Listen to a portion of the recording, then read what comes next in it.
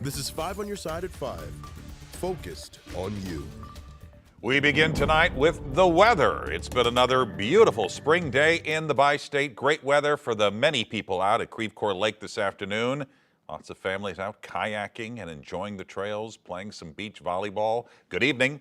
I'm Mike Bush. The sunny and clear skies today were great for many families celebrating Mother's Day, but the clear skies might not be sticking around for much longer. Weather First meteorologist Gary Frank is in the Weather First Weather Center. Gary? Yeah, good afternoon, good evening, and to no surprise, we're going to be talking about rain again. It seems like that's all we talk about of recent, so it was nice to have a couple of dry days, especially after we started out in the 50s in the city, 40s and low 50s outside of the city. Some of the valley areas that cool down pretty quickly. That's what we had this morning. It was a nice, pleasant start. It will be much warmer tomorrow morning as clouds start to increase. We don't quite have that right now, and in fact, it's clear right now. As we look off to the west, that's where those clouds are starting to settle in. And I want you to pay attention to how those showers are and how they just kind of spin around this little low. And that's what we're dealing with tomorrow. It's going to be something that's with us on Monday and Tuesday. And the nature of those showers is very widely scattered. So we're not expecting any the rest of this evening, but temperatures still have warmed up nicely into the 80s. It is very mild, 82, a south breeze at 14 miles an hour.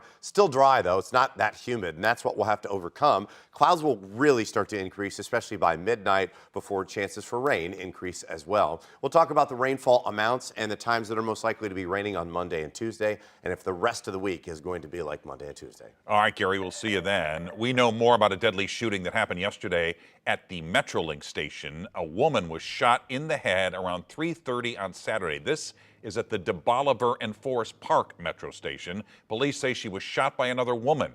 They also say the woman was taken to the hospital where she was later pronounced dead. We've been talking to police, but so far no word of any arrests and or the identity of the woman killed. Anyone with information is asked to contact Crime Stoppers at 866-371-TIPS. A man is now facing charges in a shooting that injured a 2-year-old in North St. Louis County. Deshaun Harlan is accused of firing shots at a vehicle with a man, woman, and child inside. This happened Thursday near Chambers Road and Lorna Drive. The 2-year-old was shot in the calf and taken to the hospital. Police say Harlan had previously tried to rob the child's father after they agreed to exchange an AR-15 for marijuana. We are learning more about a shooting that happened in Carr Square last night. Police responding to North 19th Street near Murphy Park. That was Saturday around 8 p.m. They found a man inside a house suffering from a gunshot wound to the jaw.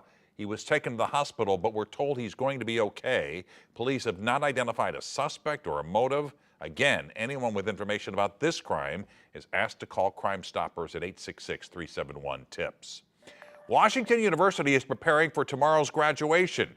3,400 graduates will get their diplomas on Monday at Olympic Field.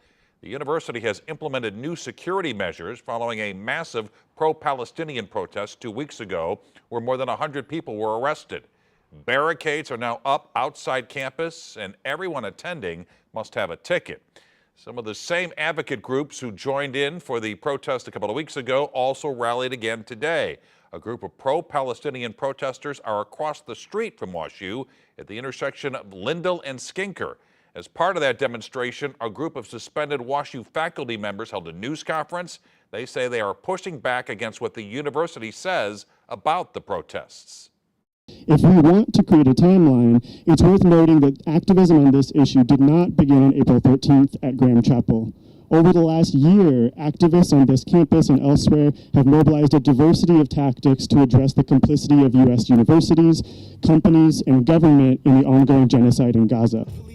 Resist WashU says they also plan to protest in the same location tomorrow ahead of the graduation. We'll have more coverage of the ongoing protests tonight at 10. Protests disrupting graduations is a trend that continues across the country. Many commencement ceremonies have been interrupted by protesters. Others saw walkouts, and in some cases, police in tactical gear continue to break up the demonstrations. Some students say they're glad for the police response, while others say they support those continuing to protest. I'm glad to see the long arc of justice has come to the right place in the United States of America and on our campus. I respect students' right to have their voice be heard, especially in public forum. This is a public university.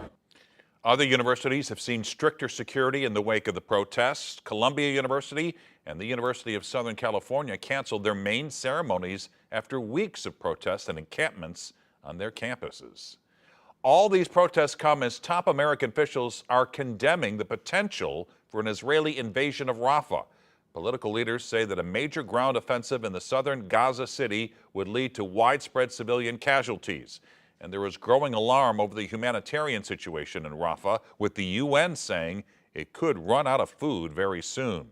You can find the latest news on the war just by texting the word Israel to 314-425-5355. A retreat center in North County has a program that serves a special purpose: grieving mothers. We're getting a look inside the work being done inside Palatine Retreat and Conference Center this Mother's Day. 5 on your side, Travis Cummings spoke to the mother being a light to those dealing with loss. Hey. Happy Mother's Day. This homecoming outside the train station hits differently. You're making my day. A visit from her son Jeffrey is just what Diana Gorham needed this Mother's Day. It's eye contact and it's an immediate embrace that a mother and a child share. And it just brings smiles to not only our face, but to our heart. But she raised 2 boys. 10 years ago, her son Michael died at 39 after battling cancer. There's the sweet moment of having my other son present to celebrate the blessings of motherhood.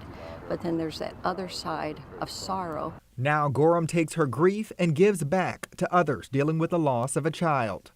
She leads gatherings at the Palatine Retreat and Conference Center in Florissant to be a beacon for bereavement. It gives them the opportunity to share with other mothers that understand. The loss may be different. Many of us lose children to illness, violence. Through those meetings, lessons are shared. And not to be afraid to cry, not to apologize if we cry. To family and friends who may be gathering today or any day, break the sounds of silence. Say that child's name. It's a time for them to form the bonds, sort of the social glue that they have in this difficult time and remembering. The son I lost had given me this gift, and it said God gave us someone to hold her hand through life, and he named her mother. A couple of days or whatever it winds up turning out. And it's an assignment she'll never forget. Wonderful, wonderful. Travis Cummings, 5 on your side. If you'd like to get involved and need help coping with the loss of a child, you can contact the Palatine Retreat and Conference Center in Florissant. Happy Mother's Day. Kirkwood had a special way to celebrate Mother's Day this weekend. The Farmers Market hosted an event helping kids craft gifts for their moms. For just $10, kids were able to craft their own arrangement of 5 plants. Organizers say it also serves as a great educational event. Local Lion's Choice restaurants have a sweet deal for Mother's Day. Today, the St. Louis-based restaurant is selling pink frozen custard in honor of the holiday. The company promoted this one-day deal by sharing it on social media, saying, quote, "Happy Mother's Day to all the lionesses out there." The Lohmeyer Art Fair is wrapping up in St. Louis County, while the fair is an important tradition to the park.